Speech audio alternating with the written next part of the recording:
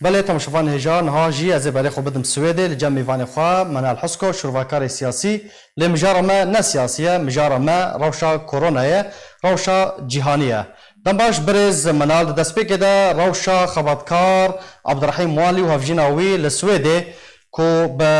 بنخوشیا کرونای کتبون روشا وان چاوه تندرستیا وان چاوه تشتین کو جوانه تینا پیشکش کردن چنه دەستپێکێ دەڕێز و سلااف ji بۆ تا ji بۆی gelê Kurd û ji bo hemî miletê dinyayê hêvî dikin got bi zûtirîn wext em ji vê problemê weke gotî çareser bibin.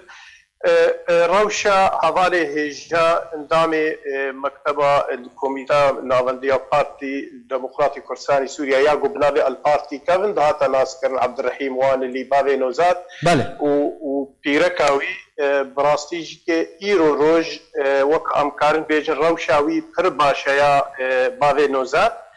yanî ji înayê muşeddedê wek gotê gotin derketiye lê nexweşxaneyê dibin kontrolê de lê mixabin pîreka wî na diya nozad rewşa wê na hêjîkê pir xirab e diriya oksîjenê re yanî ji diriya ew maskê re hewayê distênê û ew ji nexweşxaneya bajarê Ûrobroj Müsteşfa weke Unîversitêtê neqlî Karlskruga kirin nihad nexweşxanê de ye. Ew çawa bi nexweşiya koronayê ketibûn birêz menal? Her di Swêdê bi xwe dibûn yan seredana dewletekê din kiribûn? Na bavê nozad û xêzana xwe zarokê xwe piştî cara dawî di sala heştê û şeşa de ji zîndanê rejîma Sûriyê derket di wî wextî de di heştê û hefta de berê xwe da welatê Swêdê û ji hingî heta weke îro li Swêdê weke dibêje niştecî dibe ew bi xwe yanî emrê xwe heştê û sê sala pîreka wî jî kê heftê û heft tiştekî wer heye heftê û çar heftê û heft sal bi rastî jî kê yanî çawa ev nexweşî wergirtin em bi xwe jî kê nizanin yanî ji ber got ev yek ji yek ji problemê got îro yek pirsê dike heta ew ê di malê xwe de çawa vedin çawa gelo dema peyase kirine derve gihaye walkî gihaye bi rastî em wê nanizanin. Bele. Birêz menal 7000 pêketî yan jî tûşbû li Swêdê heta niha heta ku beriya em derbasî bultenê bibin hatibûn tomarkirin nêzîkî 7000 û 400 yan jî 400 kes jiyana xwe ji destan e hejmarek gelekî mezin e li wê derê hûn çawa xwe diparêzin tedbîr û rêkarên ku hatine standin çi ne? Qurban weke gote bi xwe di destpêkê de gote dît em bi xwe weke warê siyasî li meselê dimeyzênin em li warê pizîşkî em ne textorin ne karîbeyê lêkarê hikûmetê skar bidme xuya kirin karê hikûmeta Swêdî di warê stratîjiya wê de çawa difikirê bi rastî jî îro dewleta Swêd hikûmeta Swêd çi opozîsyon û çi hikûmet bi hevdûre yek dengin yek rengin bi hevdûre difikirin hikûmeta Swêd di destpêka vê nexweşiyê da kesê şîretkarê xwe kesê profesor kesê zaneyê xwe kirine kom ji wa pirs kirin yanî heger hat ta em ê çi îlacê jê re bînin hikûmeta Swêd dît got girtin weke em bêjin welatê mîna İspanyayê İtalya Almanya ew ê got heta em bêjin îro di malê xwe de ne jî kê lêjimar di nav wa de roj bi roj zêdetir dibe mastir dibe bilindtir dibe milletê Swêd bi taybetî milletekî ew bi xwe ji xwe diparêze ew bi xwe di va wara de bi rastî guhdar dike nêzîkî hev nabe mesafetê di nav xwe de hêdin lê jiyan bi taybetî di Swêd da weke dibêje berdewam dike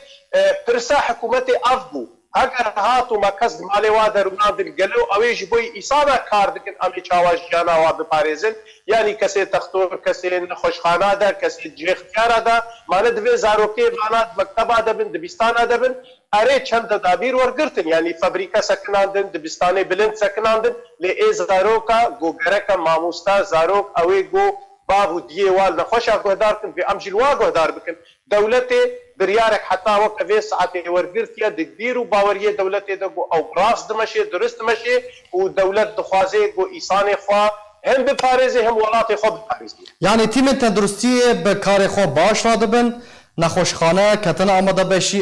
amadebaşiyê û navendên tenduristiyê pizîşk li wê derê bi hinekî bihurgulî ji me re behs bike tîmên tenduristiyê çawa bi karê xwe radibin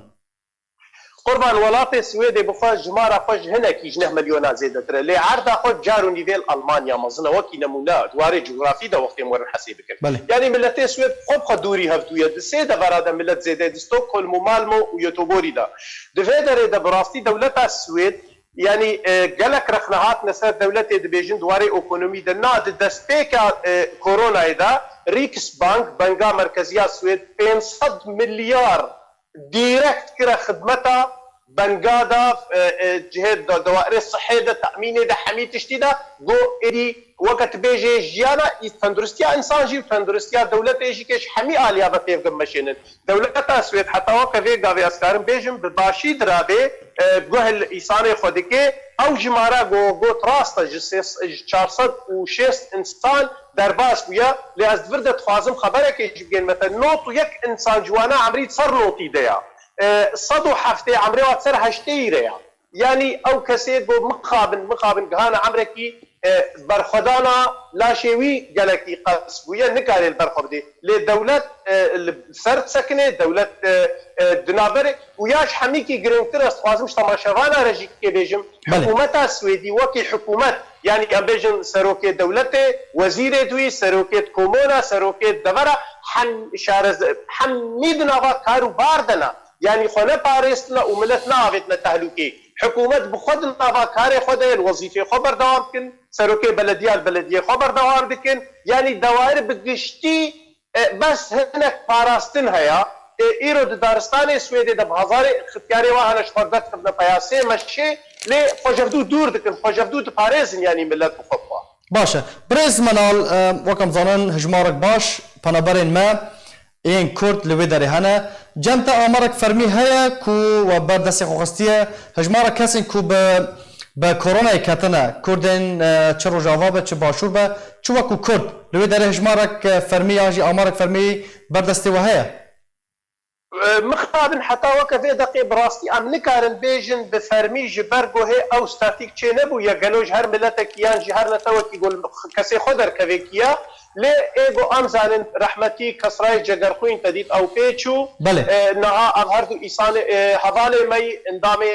بارتيا ما بري دروجا اوجي كي عمري خو 51 سال هو لسر دلوبانيا خو لبي دري فين خوشيا هاچو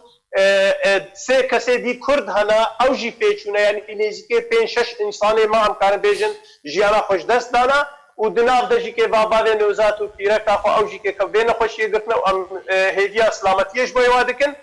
دولت السويد حتى وكفي ساعتين نسبتا كسيت غريب جي كي دناف دهنا